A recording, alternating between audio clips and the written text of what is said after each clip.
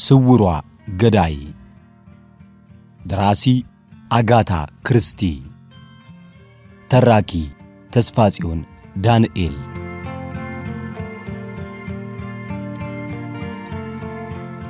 ውይይቱ ተቋረጠና አስፈሪ ጸጥታ በቦታው ተተካ።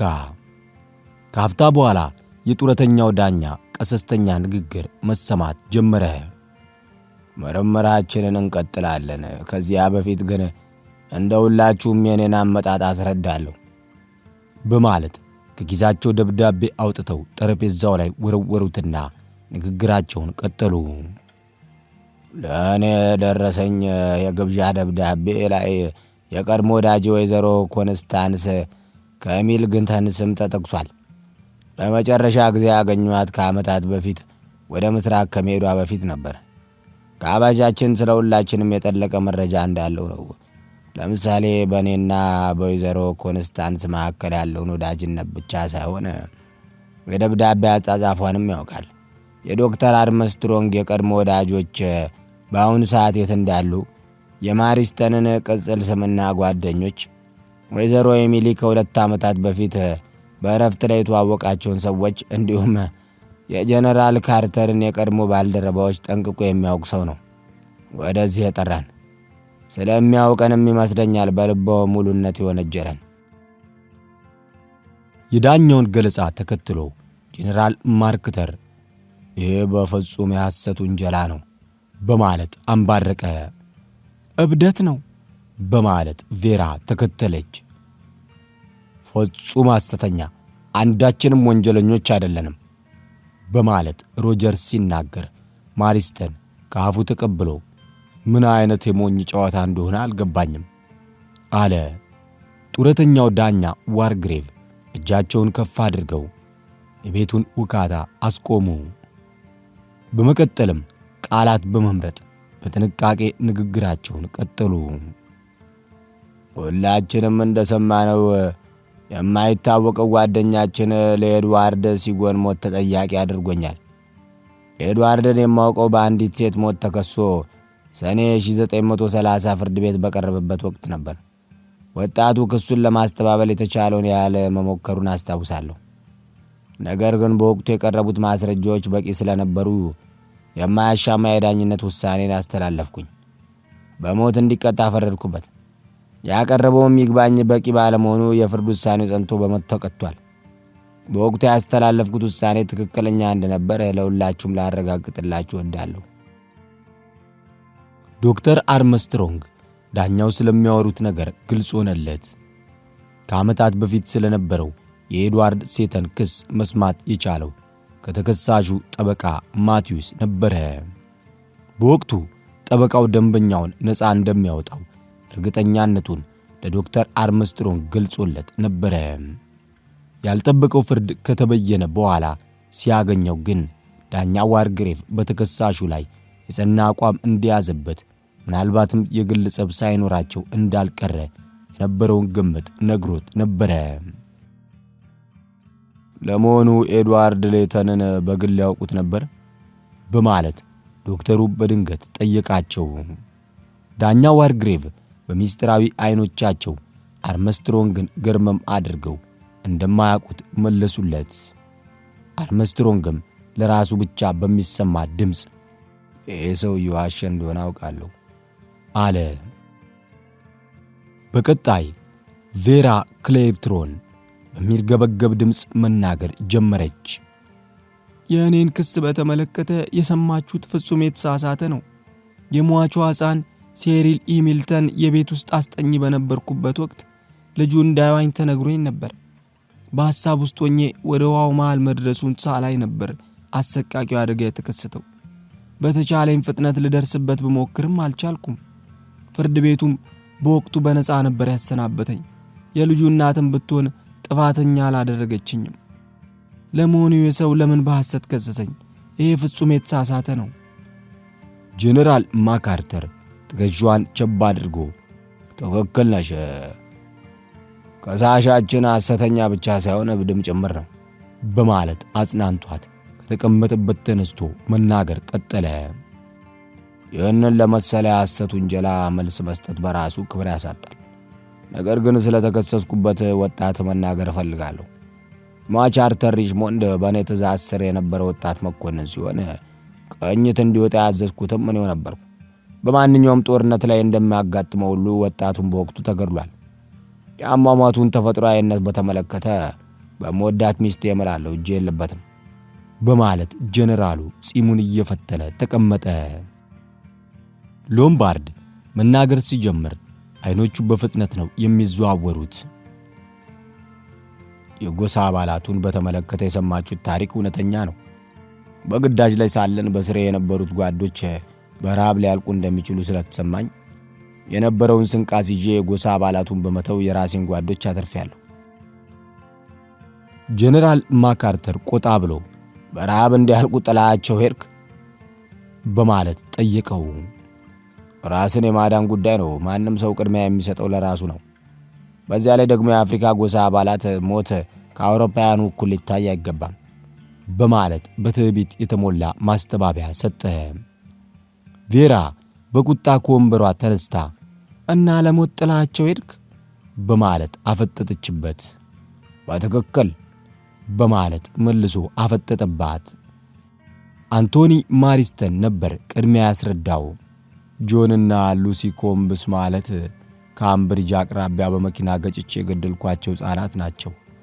መጥፎ ቀን ነበር። መጥፎ ቀን የነበረው ለአንተ ነው ወይንስ ለሕፃናቱ በማለት ዳኛው ጠየቁት። የእኔ መጥፎ ቀን መስሎኝ ነበር። ነገር ግን ሕፃናቱም ዕድለ ቢስ ነበሩ። እየሮጡ ነበር መኪና መንገዱ ላይ የገቡብኝ።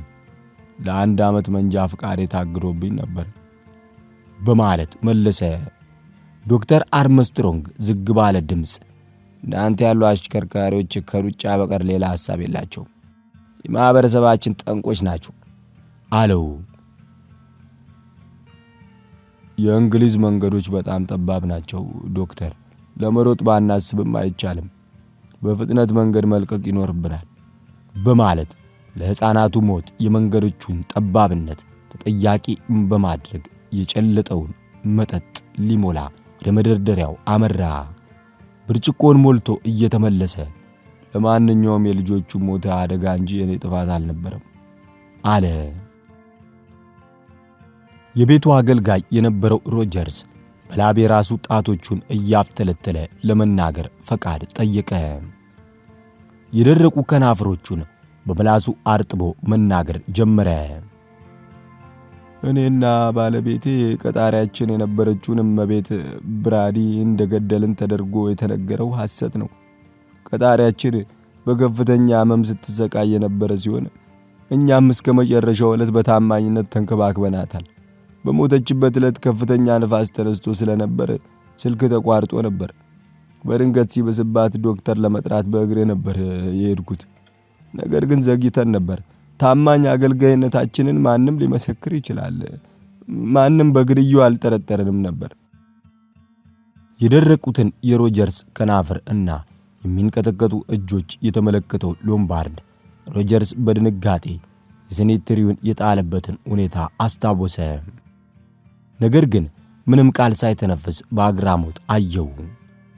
ብሎር ለስለስ ባለ ሁኔታ እመቤታችሁ ስትሞት የወረሳችሁት ነገር ነበር በማለት ጠየቀው። ሮጀርስ ተደናብሮ መለሰለት።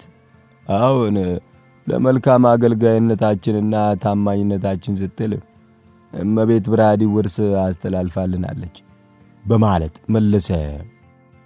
ያንተም ስም ነበር አቶ ብሎር? እስኪ ደግሞ ስለ ራስህ ንገረን በማለት ሎምባርድ ሲጠይቀው ብሎር በድንጋጤ ፊቱ ቀላ።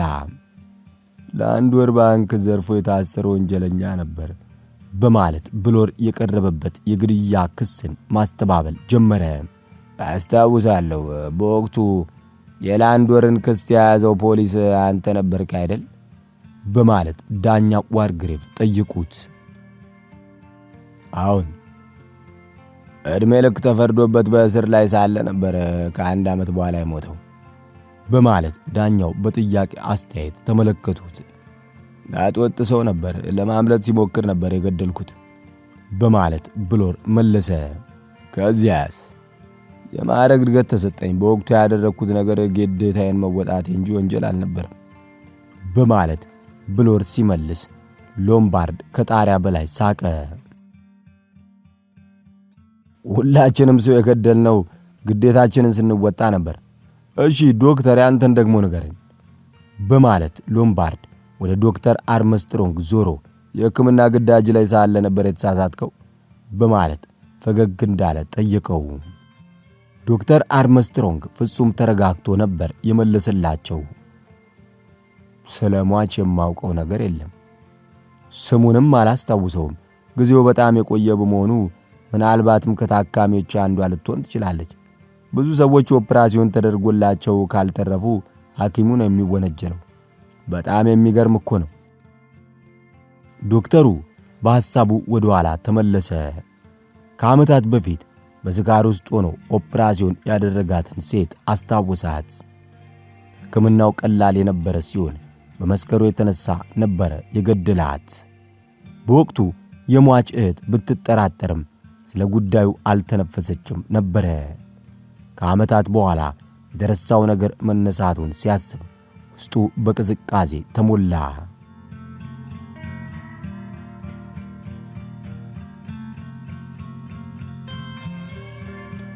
ቤቱ በድጋሚ በጸጥታ ተሞላ።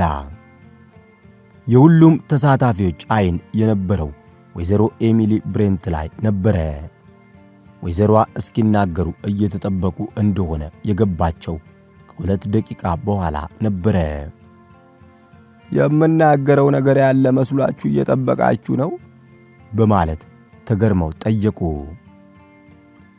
ምንም የሚነግሩን የሉትም በማለት ጡረተኛው ዳኛ ጠየቋቸው። ምንም የለኝም። መከላከያ ሐሳቦትን ለማቆየት ፈልጓል። ምንም የምከላከለው ነገር የለኝም። ዘመኔን በሙሉ ያሳለፍኩት በተጠናና ጤናማ በሆነ እንቅስቃሴ ነው። የተሳሳተ ነገር ፈጽሜ አላውቅም በማለት ፈርጠም ያለ መልስ ሰጡ። የቀሩት ተሳታፊዎች በምላሹ ባይደሰቱም ወይዘሮዋ ግን ምንም አልመለሱላቸውም። ዳኛው በረጅሙ ተንፍሰው እንግዲህ የግል ምርመራችን እዚህ ላይ ያበቃል ማለት ነው። ከዚህ ቀጥሎ ደግሞ በደሴቷ ላይ ከኛ ውጭ ሌላ ሰው እንዳለና እንደሌለ ሮጀርስ ልትነግረን ትችላለህ በማለት አገልጋዩን ጠየቁት። በፍጹም ሌላ ሰው የለም። እርግጠኛ ነህ? በጣም እርግጠኛ ነኝ። ዳኛው ዋርግሬቭ እንግዲያውስ ወደዚህ ደሴት ያመጣን ሰው እብድ ሳይሆን አደገኛ ነው ማለት እንችላለን። እንደኔ አስተሳሰብ ይህንን ደሴት አሁኑ ለቀን መሄድ ይኖርብናል በማለት ማጠቃለያ ሰጡ። ምንም ጀልባ የለም እኮ ጌታዬ አለ ሮጀርስ። ታዲያ በምንድን ነው ከዋናው ምድር ጋር የምትገናኙት? ፍሬድ ናርኮት ዘወትር ጧት ወተት፣ ዳቦና ደብዳቤ ይዞ በመምጣት ሌላ ትዕዛዝ ካለ ይዞ ይመለሳል። ስለዚህ ጧት ናርኮት ሲመጣ እንሄዳለና በማለት ዳኛው ያቀረቡትን ብቸኛ ሐሳብ ሁሉም ሲቀበሉት አንቶኒ ማሪስተን ግን ተቃወመ። ይህንን እንቆቅልሽ ሳንፈታ የትም አንሄድም። እኔ በበኩሌ ጀብድ ለመፈጸም የሚያበቃ ዕድሜ የለኝም በማለት ዳኛው ቀዝቀዝ ያለ ተቃውሟቸውን አሰሙ። ሕጋዊ እንቅስቃሴ የሚባለው ነገር አብቅቶለታል። አሁን ወደ ወንጀል የተጠጋንበት ወቅት ነው በማለት አንቶኒ ማሪስተን የመጠጥ ብርጭቆን አንስቶ በአንድ ትንፋሽ ጨለጠው። ወዲያውኑ ወንበሩ ላይ ዘፍ ብሎ ተቀመጠ። ፊቱ በፍጥነት ነበር የቀላው። እጆቹ ተዘረጉ። የመጠጡ ብርጭቆም ከእጁ ላይ ተንሸራቶ ወለሉ ላይ ወደቀ።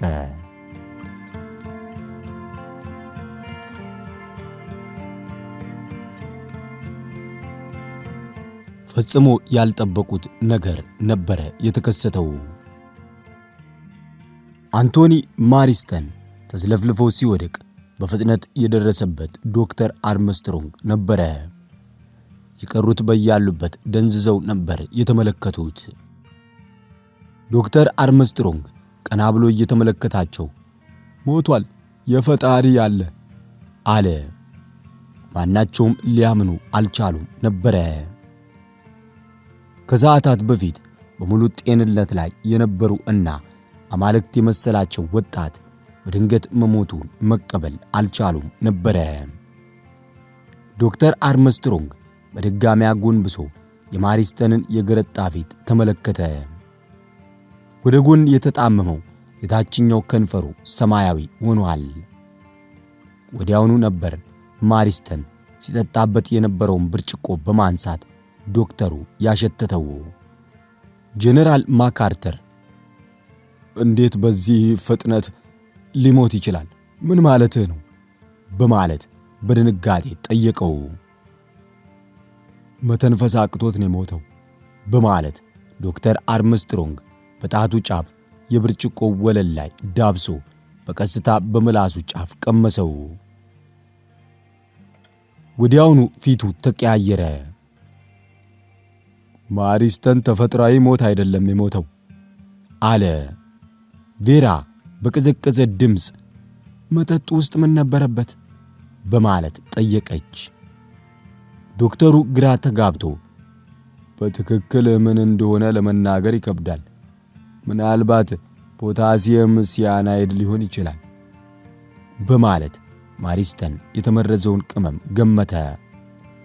በርጭቆ ውስጥ በማለት ዳኛው ጠየቁት። ዶክተሩ በቀጥታ ወደ መጠጥ መደርደሪያው በመሄድ የውስኪና የሶዳውን ጠርሙስ አሸተተ። ሁለቱም ንጹህ ናቸው አለ። ሎምባርድ በፍጥነት እና በራሱ ብርጭቆ ላይ መርዝ ጨምሯል ማለት ነው በማለት ጠየቀው። ራሱን ሊያጠፋ አይችልም አለ ብሎር። ራሱን የሚገድል አይነት ሰው አይደለም። የመኪና አነዳዱም ሆነ ሁሉ ነገሩ ለመኖር የሚመኝ አይነት እንጂ የሚሞት ፍላጎት ያለው አይመስልም። ይሄ የማይታመን ነው በማለት ቬራ አከለች። ራሱን ገደለ ከሚለው ውጪ ሌላ መላምት ይኖረናል በማለት ዶክተር አርምስትሮንግ ግራ ተጋብተው የቆሙትን ሰዎች ጠየቀ። ሁሉም ባሉታ ራሳቸውን ነቀነቁ። አንቶኒ ተነስቶ የራሱን መጠጥ ሲቀዳ ስለተመለከቱት መርዝ ቢጨምር እንኳን ራሱ እንደሚሆን አምነዋል። ነገር ግን እንደ አንቶኒ ያለ ወጣት ራሱን መግደሉ ደግሞ የበለጠ እንቆቅልሽ ሆነባቸው። የወጣቱን አስክሬን አፍጥጠው ከመመልከት የተለየ ምን ማድረግ እንደነበረባቸው ግራ ተጋብተው ነበረ። በመጨረሻም ዶክተር አርምስትሮንግ እና ሎምባርድ ተጋግዘው አስክሬኑን ወደ ክፍሉ በመውሰድ አልጋው ላይ አስተኙት። ወደ እንግዳ ማረፊያው ሲመለሱ የቀሩትን በሙሉ ግራ ተጋብተው እንደቆሙ ነበር ያገኟቸው። በጣም መሽቷል፣ ብንተኛስ በማለት ሐሳብ ያቀረቡት ወይዘሮ ኤሚሊ ነበሩ። ሁሉም በመዳከማቸው የተነሳ የወይዘሮዋን ሐሳብ መቀበል ቢኖርባቸውም ነገር ግን እርስ በርስ መጠባበቁ የግድ ስለሆነባቸው ለመተኛት አልተስማሙም ነበረ። ከሌሊቱ 6 ሰዓት ተኩል ቢሆንም ለመተኛት የተዘጋጁት ወይዘሮ ኤሚሊ ብቻ ነበሩ። በመቀጠል የመተኛት ሐሳቡን የደገፉት ጡረተኛው ዳኛ ዋርግሬቭ ነበሩ። ሁላችንም መተኛት አለብን አሉ። ሮጀርስ ደግሞ ምግብ የተበላባቸውን ዕቃዎች ማንሳት አለብኝ አለ። ሎምባርድ ቀበል ብሎ ጠዋት ይነሳል በማለት እንዲተኛ ሲነግረው፣ ዶክተር አርምስትሮንግ ደግሞ ሚስትህ እንዴት ናት በማለት ጠየቀው። አሁን አይቻት ነበር፣ ጥሩ እንቅልፍ ላይ ናት በማለት መለሰለት። ጥሩ፣ እንዳትረበሽ ተከታተላት። እሺ ዶክተር፣ መስኮቶቹን ዘጋግቼ ወደ እሷ ሄዳለሁ በማለት ወደ ሳሎኑ ገባ። ሌሎቹም ወደ መኝታ ክፍላቸው ለመሄድ ደረጃውን በሰልፍ መውጣት ጀመሩ። ቤቱ ሰፊና በቂ ብርሃን ያለበት ነበረ። ለእንግዶቹ ፍርሃት ቤቱ በጨለማ የተዋጠ ቢሆን ኖሮ ምናልባት የበለጠ እንደሚያስጨንቅ መገመት ይቻላል። ነገር ግን የቤቱ ስፋት እናም በብርሃን የተሞላ መሆኑ ነበር የበለጠ ያስፈራቸው። የቤቱ የላይኛው ክፍል ሲደርሱ ሁሉም ተሰነባብተው ወደ የክፍላቸው ገቡ። በተመሳሳይ ፍጥነትም በራቸውን ቆለፉ።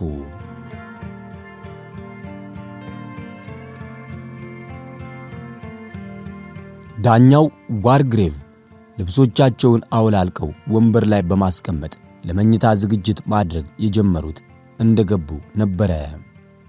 ጡረተኛው ዳኛ የወጣቱ ኤድዋርድ ሴተንን ምስል ከአእምሮአቸው ሊያወጡት አልቻሉም።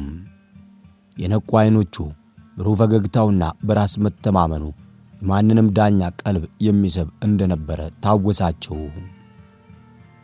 በዕለቱ በነበረው ችሎት ላይ አቃቤ ሕጉ ሌውሌን አቋሙን አጽንቶ የነበረ ሲሆን የተከሳሹ ወጣት ጠበቃ የነበረው ማውቲስም ፈጽሞ የማይቻል ነበረ። ተከሳሹ የሁለቱንም መስቀለኛ ጥያቄዎች የመለሰው በአስገራሚ መረጋጋት ነበረ። ጠበቃው ማውቲዩስ ደንበኛውን ነፃ እንደሚያወጣው እርግጠኛ ነበረ። ጡረተኛው ዳኛ የዕለቱን የፍርድ ውሎ መላልሰው እያሰቡ አልጋቸው ላይ ተቀምጠዋል። የእጅ ሰዓታቸውን ፈተው ከትራስጌ መብራታቸው አጠገብ አስቀመጡት። በመቀጠልም ሰው ሰራሽ ጥርሳቸውን አውልቀው የውሃ ብርጭቆ ውስጥ አስቀመጡት። ጉንጫቸው ወደ ውስጥ ሰምጦ አስፈሪ ገጽታ ሰጣቸው። በሐሳባቸው ተመልሰው የአቃቤ ሕጉንና ጠበቃውን ክርክር መላልሰው አስታወሱት። በተለይ የጠበቃው ማቲዩስ የመዝጋ ንግግር የፍርድ ውሳኔው ምን ሊሆን እንደሚችል የሚጠቁም ነበረ። ዳኛው በጀርባቸው ጋደም በማለት የሴተንን ጉዳይ እንዴት ባልተጠበቀ መስመር እንዳዞሩት በማስታወስ ፈገግ ብለው ወደ እንቅልፍ ዓለማቸው ገቡ።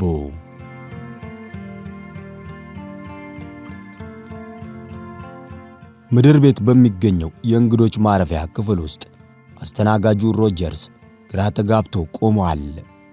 የምግብ ጠረጴዛው ላይ በመስታወት ሰሃን ላይ የተደረደሩትን የቻይና አሻንጉሊቶች በአግራሞት አፍጥጦ እየተመለከተ ነበረ። በጣም ይገርማል፣ ቅድም 10 እንደነበሩ እርግጠኛ ነኝ በማለት ለራሱ ተናገረ።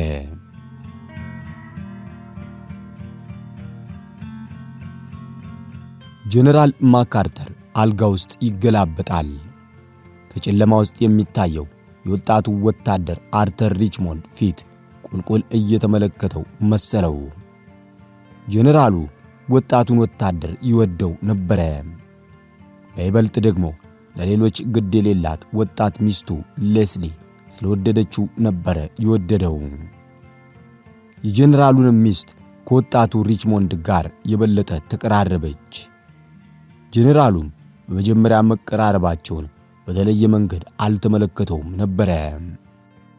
ሚስቱ ለወጣቱ ያላት አመለካከት ከእናታዊ ፍቅር የመነጨ ነበረ የመሰለው።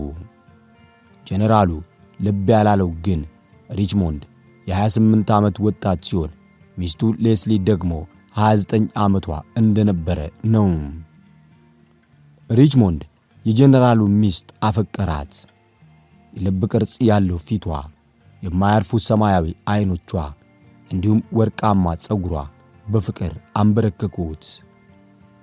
ሌስሊን ማፍቀር ብቻ ሳይሆን አመናትም። ከጀነራሉ ጋር ወደ ፈረንሳይ በዘመቱበት ወቅት ፎቶግራፏን ደረት ኪስ ውስጥ ይዞ ነበረ የሚንቀሳቀሰው። ሌስሊ ዘመቻ ለሚገኙት ባሏና ውሽማዋ በተደጋጋሚ ነበረ ደብዳቤ የምትጽፈው። ከበርካታ ደብዳቤዎቿ በኋላ ግን ተሳሳተች። ለፍቅረኛዋ የጻፈችውን ደብዳቤ በባሏ ፖስታ ውስጥ አሽጋ ላከችለት። ጀነራሉም የሚስቱን የተሳሳተ ደብዳቤ እንዳነበበ ውስጡ ተሰበረ። በጣም ተጎዳ። እንደ ልጁ ያመነው ሪችሞንድ ሚስቱን እንደሚያማግጥበት አልተጠራጠረም ነበርና የበለጠ ተጎዳ። የጀነራሉ ጥላቻ የበለጠ አድጎ ራሱን ለበቀል እንዲያዘጋጅ አበረታታው። ጀነራሉም ሚስጥሩን አፍኖ በመያዝ ወጣቱን የሚበቀልበትን አጋጣሚ መጠበቅ ጀመረ። በመጨረሻም አጋጣሚው ተገኘ። ወጣቱ ለቅኝት ግዳጅ ላከው። የጀነራሉን ትዕዛዝ የተጠራጠረው በወቅቱ በእዙ ውስጥ የነበረው ሌላው ወጣት አርሚታጅ ነበረ። የሌስሊ ፍቅረኛ በጀነራሉ ባለቤቷ ትዕዛዝ መሰረት ወደ ግዳጅ ለመሄድ ሲነሳ የተመለከተው አርሚታጅ ወጣቱ ሪችሞንድ በተአምር ካልሆነ በስተቀር ከነህይወቱ እንደማይመለስ ያውቅ ነበረ። ወጣቱን ሪችሞንድ ጀነራሉ ሆን ብሎ ነበር ወደ ሞት የላከው። ድርጊቱም አልጸጸተውም ነበረ። የወጣቱ ሞት ምንም አይነት ጥርጣሬ አልፈጠረም። ወታደራዊ ዘመቻ ወቅት ግዳጅ የተላከ ወታደር ሊሞት እንደሚችል ሁሉም ይገምታል። ምናልባት የሚጠራጠር ቢገኝ ሌላ ወጣት ወታደር አርሚታጅ ብቻ ነበረ። ጦርነቱ ተጠናቆ ጀነራሉ ወደ እንግሊዝ ሲመለስ ነበር ሌስሊ የፍቅረኛዋን መሞት ያወቀችው። ጀነራሉም ለሚስቱ ስለ ደብዳቤው ሳይነግራት በዝምታ መኖራቸውን ቀጠሉ። ነገር ግን ሚስቱ እንደ ቀድሞው ደስተኛ አልነበረችም። ከ4 ዓመታት በኋላ በዛምባ ምች ተሰቃይታ ሞተች። ጀነራሉም ከሰራዊቱ በጡረታ ተሰናብቶ መኖሪያውን በመቀየር ዴቮን ከተመ። ከቀድሞ ወዳጆቹ ተለይቶ ሚስጥሩንና ማንነቱን ከማያውቁ እንግዶች ጋር ኑሮውን ቀጠለ። ከ15 ዓመታት በኋላ የሚስቱም ሆነ የፍቅረኛዋ ሪችሞንድ ምስል ከአእምሮ ቀስ በቀስ መጥፋት ጀምሮ ነበረ። ከአርሚታጅ በቀር ሚስጥሩን የሚያውቅ ሰው እንደማይኖር ነበር ጀነራል ማካርተር የተሰማው። የዛሬ ምሽቱ ድምፅ ነበረ ከዓመታት በፊት የተቀበረ ሚስጥሩን ያወጣበት። የክሱ እውነተኛነት በተመለከተ አብረውት የነበሩ በሙሉ እንደማያምኑት ይሰማዋል። በይበልጥ ደግሞ ምንም ክፋት የማያውቁት ወይዘሮ ኤሚሊ በግድያ መከሰሳቸው የበለጠ ተአማኒነቱን ቀንሶታል።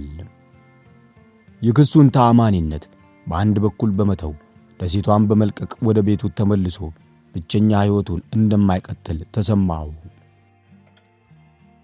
ባህር አቋርጦ አንዴ ደሴት ላይ ከወጣ ማምለጥም ሆነ የመመለስ እድሉ ጠባብ እንደሆነ ጀነራሉ አውቆታል።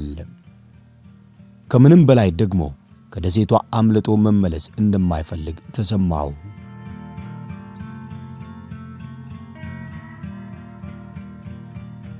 ቬራ ክሌይትሮን ኮርኒሱ ላይ አፍጥጣለች። ምንም አይነት እንቅልፍ እንደማይወስዳት ከወዲሁ አውቀዋለች። ጨለማው ስላስፈራትም መብራቱን እንደበራ ተወችው። ሁጎ ለምንድነው አጠገቤ ያለ ያህል የሚሰማኝ በማለት አሰበች። ለመሆኑ የት ይሆን ያለው?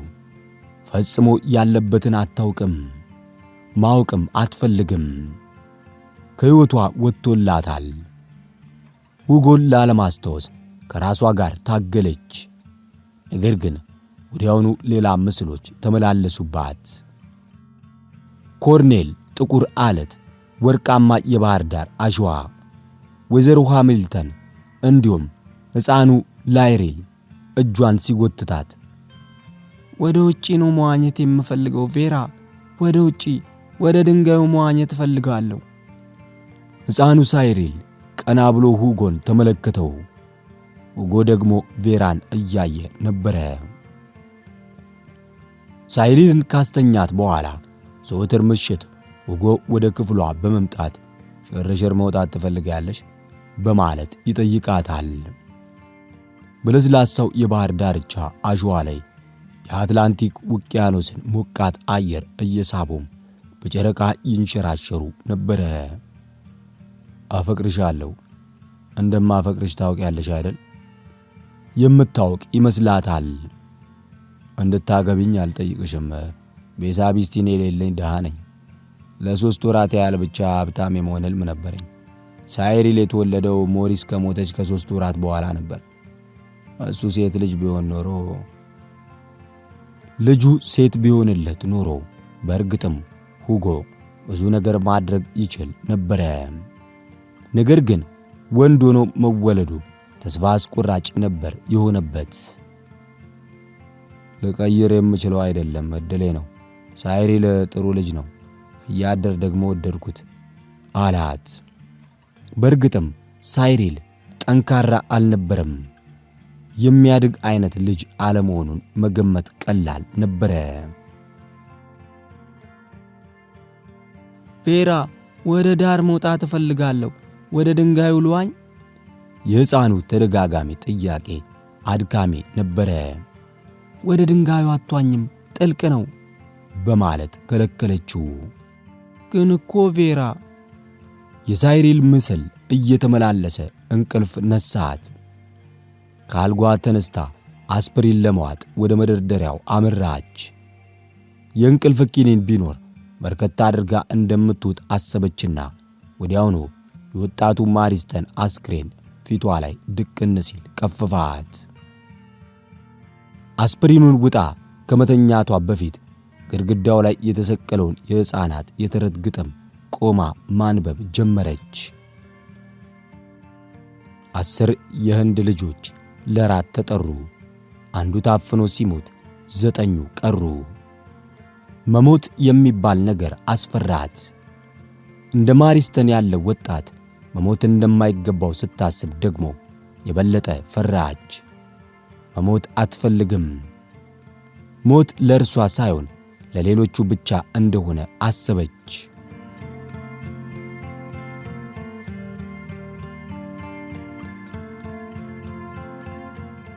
ዶክተር አርምስትሮንግ በማይጨበጥ ህልምና ቅዠት መካከል ሆኖ አልጋው ላይ ይገላበጣል። በኦፕራሲዮን ክፍል ውስጥ የቀዶ ጥገና ምላጭ ይዞ የቆመ ይመስለዋል። አንዲት ሴት የቀዶ ጥገናው አልጋ ላይ ተኝታለች። ፊቷ በጨርቅ ስለተሸፈነ ማንነቷን ማወቅ አልቻለም። ከአልጋው ጎን የቆመችውን የበሽተኛዋን እህት ሊጠይቃት አስቦ ተወው።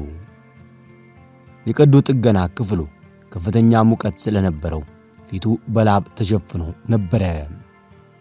ነርሷ የበሽተኛዋን ፊት ስትገልጠው የተኛችው ሴት ወይዘሮ ኤሚል ብሬንት እንደሆኑ አይቶ በአግራሞት ዞር ብሎ ሲመለስ ደግሞ የተኛው ሰው አንቶኒ ማሪስተን ሆነበት።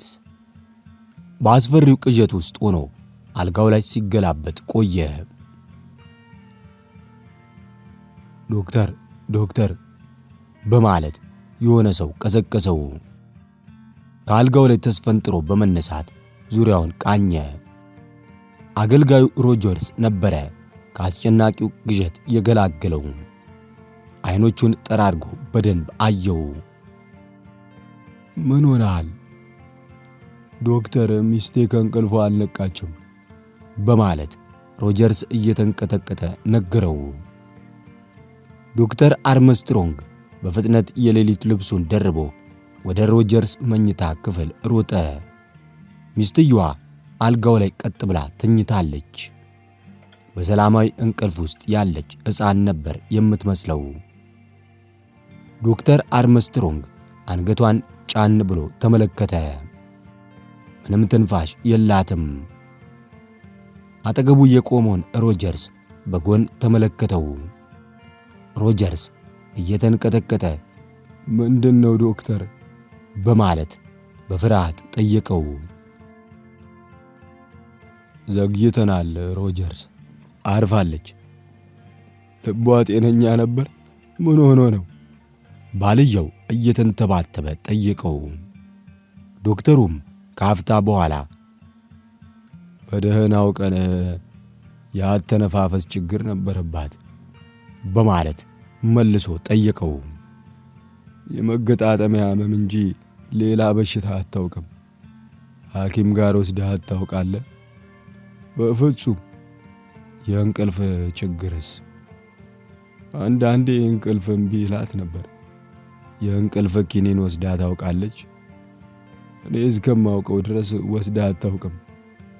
የባልየውን መልስ እንደሰማ ዶክተር አርምስትሮንግ የመልበሻ ጠረጴዛውን መሳቢያ በመክፈት የተደረደሩትን ቅባቶች፣ ሽቶና የጥርስ ብሩሽ ተመለከተ። ምንም አይነት የእንቅልፍ ኪኒን አልነበረም። ዶክተር፣ አንተ ከሰጣት ኪኒን ውጪ ምንም አይነት ነገር አልዋጠችም በማለት ሮጀርስ እየተንቀጠቀጠ ለዶክተሩ ነገረው። ከማለዳው 3 ሰዓት ላይ የቁርሱን መድረስ የሚያሳየው የሰዓት ደውል ሲሰማ ሁሉም ከእንቅልፋቸው ተነስተው ነበረ። ጄኔራል ማካርተር እናም ጡረተኛው ዳኛ በረንዳው ላይ ተቀምጠው ስለ አንዳንድ የፖለቲካ ጉዳዮች እያወጉ ነበረ። ቬራና ሎምባርድ ከቤቱ ጀርባ ቆመው እየተጫወቱ ሳለ ብሎር ባህሩን ቆሞ ሲመለከት አገኙት። ከጠዋት ጀምሮ ስመለከት ነበር፣ ምንም አይነት ጀልባ አላየሁም አላቸው። ቬራ ፈገግ ብላ የዲቮን ነዋሪዎች በጠዋት አይነሱም፣ ሁሉንም ነገር የሚከውኑት አርፍደው ነው አለችው። ሎምባርድ ዙሪያውን ቃኘና ለመሆኑ አየሩ ጤናማ ሆኖ የሚውል ይመስላል በማለት ጠየቀው። ይመስለኛል፣ አውሎ ነፋሱ መመለሱ አይቀርም። ለምን ታሟርታለህ በማለት ብሎር ገላመጠው። ሎምባርድ መልስ ሳይሰጠው የቁርሱ ደውል ተሰማቸው። ቁርስ ብንቀምስስ በማለት ሎምባርድ ሁለቱን አስከትሎ ደረጃውን ወረደ። ወጣቱ ራሱን መግደሉ ሊዋጥልኝ አልቻለም፣ ሌሊቱን ሙሉ ሳስበው ነበር በማለት ብሎር መልሶ በጥንቃቄ አስተያየት ሁለቱንም ተመለከታቸው።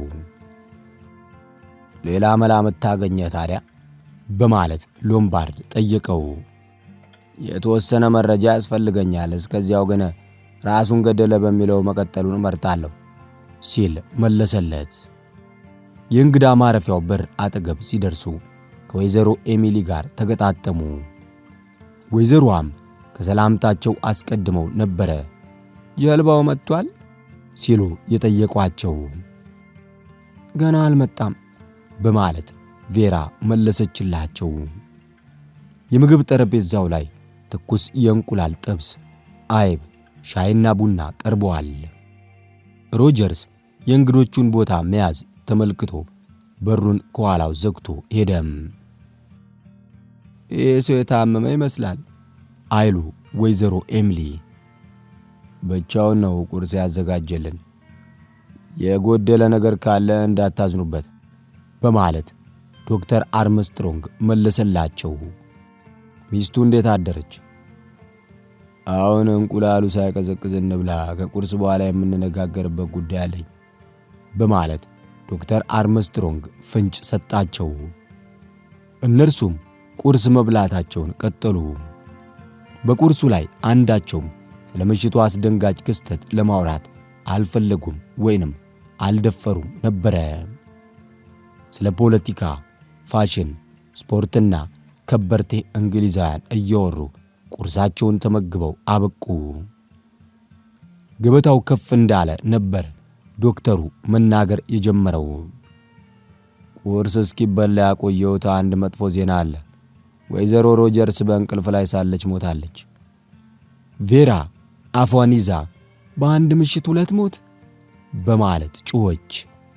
ዳኛውም በአርምሞ ዶክተሩን በመመልከት ለመሆኑ የሞታ ምክንያት ምንድን ነው በማለት ጠየቁት። ለመናገር ይከብዳል ሲል መለሰላቸው።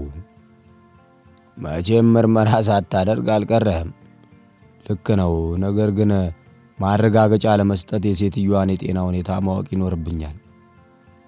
ቬራ ዶክተሩን አቋርጣ መጀመሪያ ስመለከታት የተደናገጠች ትመስል ነበር፣ ምናልባት የልብ ምቷ ተቋርጦ ይሆናል የሞተችው በማለት ገመተች።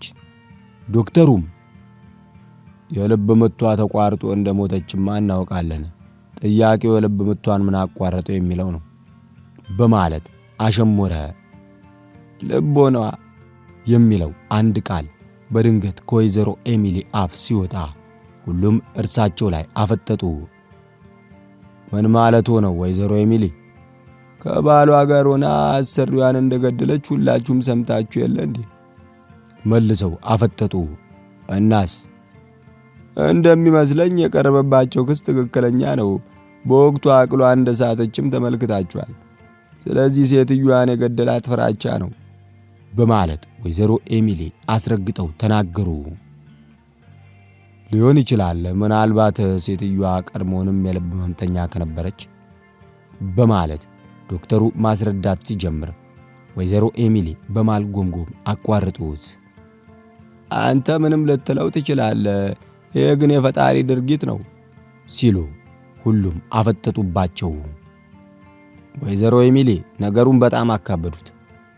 ወይዘሮዋም ሌሎቹም በፈገግታ ግርምም አድርገው ፈጣሪ ኃጥአንን ይቀጣል፣ ለእናንተ ባይመስልም ቅሉ እኔ ግን በዚያ አምናለሁ በማለት ተናገሩ። ዳኛ ዋርግሬቭ ጺማቸውን ዳበስ አድርገው በትህትና መናገር ጀመሩ። ውድመ ቤቴ በዘመኔ እንደተመለከትኩት ፈጣሪ ኃጥአንን ለመቅጣት ወርዶ አያውቅም። ፍርዱንም ሆነ ቅጣቱን የሚያስተላልፈው በሰው በኩል ነው። ወይዘሮዋ ለመቀበል አለመፈለጋቸውን ትከሻቸውን በመስበቅ መለሱላቸው። ብሎር በፍጥነት ለዶክተሩ ጥያቄ አቀረበለት። ለመሆኑ ከተኛች በኋላ የበላችሁ ወይንም የጠጣችሁ ነገር ነበር? ምንም አልቀመሰችም ሲል ዶክተር አርምስትሮንግ መለሰ። ውሃም ሆነ ሻይ መልሶ ጠየቀው። ባለቤቷ ምንም አለመቅመሷን ነግሮኛል በማለት ዶክተር አርምስትሮንግ አረጋገጠለት። እንደዛ እንደሚልማ ግልጽ ነው በማለት ብሎር ዶክተሩ ያቀረበውን የባልየውን ማረጋገጫ አጣጣለው። ዶክተሩ በጥያቄ አይኖቹ አየው። ፊሊፕ ሎምባርድ ሚስቱን ገድሏታል ብለህን የምታስበው በማለት ብሎርን ጠየቀው። ሊሆን ይችላል። የቀረበባቸውን ክስ ሰምታችኋል። ሁላችንም የሰማነውን ድምፅ ላለማመን እየጣርን ነው። ነገር ግን እውነት ቢሆንስ በማለት አስቡት እስኪ። ሮጀርስ ሚስቱን ከመግደል ውጭ ምን አማራጭ አለው? በማለት ብሎር ግምቱን አስቀድሞ ጠየቃቸው። ከቤቱ መልስ ሲያጣ ገለጻውን ቀጠለ። እስከ ትላንት ማታ ድረስ ባልና ሚስቱ በነጻነት ይኖሩ ነበር፣ ፍጹም ተረጋግተው። ቬራ ነበረች ብሎርን ያቋረጠችው። አይመስለኝም፣ ማቿ ወይዘሮ ሮጀርስ ነጻነት የሚሰማት አትመስልም ነበር። ብሎርን ንግግሩን ስላቋረጠችው ገላመጣት። ሊሆን ይችላል፣ ነገር ግን አደጋ ውስጥ መውደቃቸውን የሰማነው ድምፅ አረጋግጦላቸዋል። በወቅቱ ሴትዮዋ በድንጋጤ አቅሏን ስታ ነበር። ባልየውም ደካማ ሚስቱ ወንጀላቸውን አሳልፋ እንደምትሰጥበት ስለሚያውቅ ፍርሃት ውስጥ ወደቀ። በሚስቱም መተማመን አልቻለም። አንተ የምታስበው እንደዛ ነው? ባልና ሚስቱ አሰራቸውን ገድለው ማምለጣቸውን እኛ ብናውቅ ምን ይፈጥርባቸዋል? ሚስትየዋ ስታስበው ጨዋታዋ አንድ ለ10 ሆኗል። ሁኔታው አስፈራት። ባሏም የሚስቱን መደናበር ተመለከተ። ሚስቱም ለሕይወታቸው አደጋ መሆኗን በማረጋገጡ ሊያስወግዳት ወሰነ። ከዚያም ኩባያዋ ውስጥ የሆነ ነገር ጨምሮ ጋታትና አፏን እስከ ወዲያኛው ዘጋው በማለት ብሎር መላምቱን ዘረዘረላቸው። ዶክተር አርምስትሮንግ በዝግታ መለሰለት። አልጋ አጠገብ ምንም አይነት ኩባያ አልነበረም። ዙሪያውንም ቢሆን ተመልክቼ ነበር። አልጋ አጠገብማ እንዴት መረጃ ያስቀምጣል? ካጠጣት በኋላ ኩባያውን ያጠፋዋል በማለት ብሎር መልሶ ተከራከረ። በዚህ መሃል ጀነራል ካርተር ጣልቃ በመግባት ጥያቄውን ገለጸ። ግምት ትክክል ሊሆን ቢችልም አንድ ባል በሚስቱ ላይ እንደዚህ አይነት እርምጃ ሊወስድ አይችልም በማለት ጀነራሉ ሊከራከር ሲሞክር ብሎር የለበጣ ሳቁን አስቀድሞ ወንድ ልጅ አደጋ ላይ ሲወድቅ ስለ ስሜታዊ ፍቅር ማሰብ ያቆማል በማለት መለሰለት። በመካከላቸው አስፈሪ ጸጥታ ሰፈነም። በዚያ መሃል ሮጀርስ በሩን ከፍቶ ገባና የጎደላችሁ ነገር ይኖራል ክቡራን በማለት በጠረጴዛው ዙሪያ ያሉትን እንግዶች በትህትና በመመልከት ትኩስ ዳቦ ስላልደረሰልኝ ነው ያደረ ያቀረብኩላችሁ በማለት ዳቦ በጠዋት አለመድረሱን አሳወቃቸው። ዳኛው ወንበራቸው ላይ እየተመቻቹ ሮጀርስን ወደ ላይ ተመለከቱና ሌላ ጊዜ ጀልባው እዚህ የሚደርሰው በስንት ሰዓት ነበር ሮጀርስ ሲሉ ጠየቁት። ከ1 እስከ 2 ሰዓት ይደርስ ነበር። ባለ ጀርባው ፍሬድ ናርኮት ዛሬ ምን እንዳጋጠመው አላውቅም። ለወትሮ እርሱ እንኳን ቢያመው ወንድሙን ይልክልን ነበር በማለት መለሰላቸው። አሁን ስንት ሰዓት ነው? በማለት ሎምባርድ ጠየቀ። ለ4:10 ጉዳይ ሆኗል ጌታዬ። ሎምባርድ ቅንድቡን ወደ ላይ ከፍ አድርጎ ለራሱ ብቻ በሚሰማ ድምፅ አጉተመተመ። ሮጀርስ ለ1 ደቂቃ ያህል ቆሞ ተጨማሪ ጥያቄ ተጠባበቀ። ጄኔራል ማካርተር በድንገት ጸጥታውን በመስበር በሚስት ሞት በጣም አዝነናል ሮጀርስ፣ አሁን ነው ዶክተር የነገረን በማለት አስተዛዝኖ ተናገረ። አመሰግናለሁ ጌታዬ በማለት መለሰለት። በመቀጠልም የቁርስ ሳህንና የሻይ ብርጭቆቹን አነሳስቶ ክፍሉን ለቆ ወጣ።